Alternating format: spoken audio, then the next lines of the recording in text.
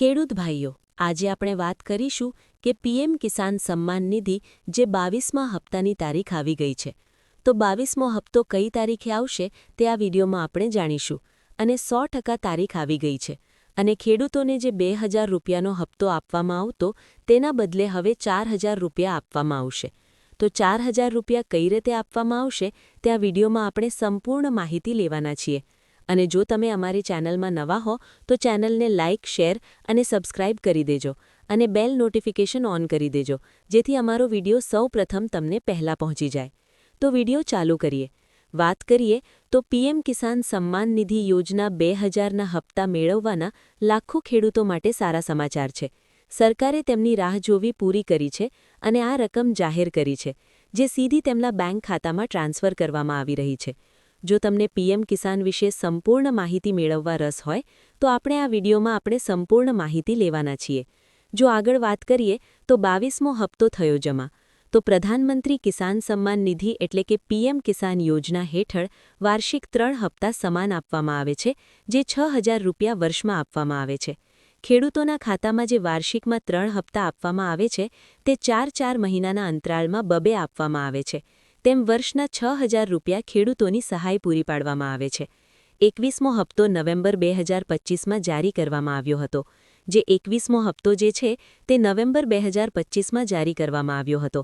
ત્યારબાદ માર્ચ 2026ના પહેલા કે બીજા અઠવાડિયે 22મો હપ્તો જારી કરવામાં આવશે. એટલે કે 22મો હપ્તો જે છે તે માર્ચ મહિનામાં બીજા અઠવાડિયે જાહેર કરવામાં આવશે. લગભગ 90 મિલિયન પાત્ર ખેડૂતોને આ 2000ના હપ્તા મળવાનું શરૂ થઈ ગયું છે. એટલે કે 90 મિલિયન જે ખેડૂતો જે છે તેને 2000 રૂપિયાના હપ્તા આપવામાં આવી રહ્યા છે અને મળવાનું ચાલુ થઈ ગયું છે.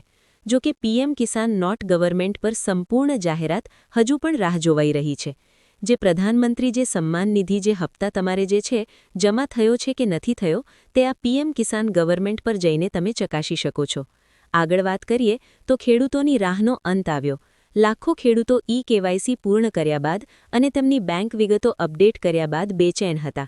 હવે દરેક ખેડૂતોના ખાતામાં 2000 ટ્રાન્સફર કરવામાં આવી રહ્યા છે. એટલે કે જે પણ ખેડૂતોએ કેવાયસી પૂર્ણ કર્યું છે અને બેંકની વિગતો સાચી અપડેટ કરેલી છે તેની હવે ખેડૂતોના ખાતામાં આપવામાં આવશે 2000, જે રાહત પૂરી પાડે છે. ખાસ કરીને નાના અને સીમાંત ખેડૂતો માટે. કેટલાક કિસ્સાઓમાં બાકી હપ્તાઓ 4000 સુધી ઉમેરી શકાય છે.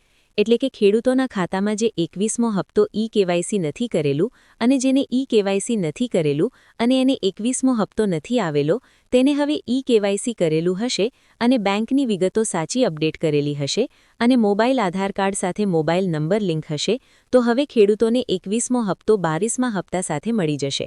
એટલે કે 4000 ડાયરેક્ટ ખેડૂતોના ખાતામાં આવશે. પરંતુ આ વ્યક્તિગત પરિસ્થિતિ પર આધાર રાખે છે. આગળ વાત કરીએ આપણે તો પાત્રતા માટે જરૂરી પગલાં. એટલે કયા ખેડૂતો જે છે તે 2000નો હપ્તો મળવાપાત્ર તો કેવાયસી ફરજિયાત છે.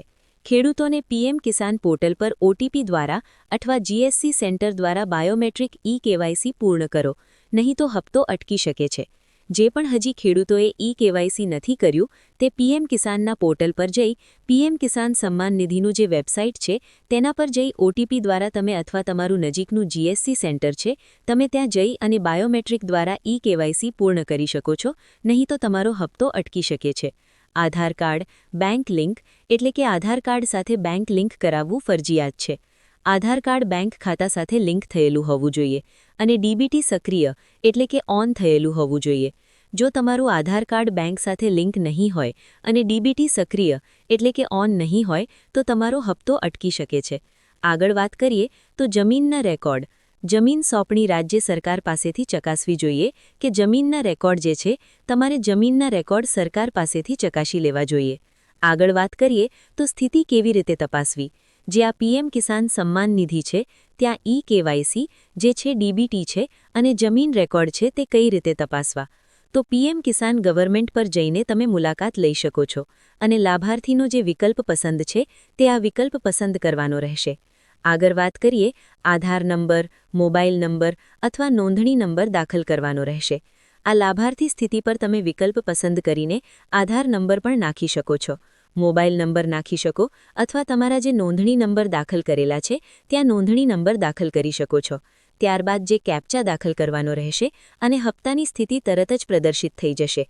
એટલે કે કેપ્ચા નાખીને અને હપ્તાની રીતે લોગિન કરશો અથવા ઓકે કરશો તો હપ્તાની સ્થિતિ તરત બતાવશે. જો તમારું નામ યાદીમાં નથી તો તરત સુધાર કરો. એટલે કે જો તમારું એમાં નામ નથી 2000ના હપ્તામાં તો ખોટું નામ હશે અથવા બંધ ખાતું હશે અથવા ઈ-કેવાયસીનું પૂર્ણ નહીં થયું હશે તેનું સમસ્યા બની શકે છે.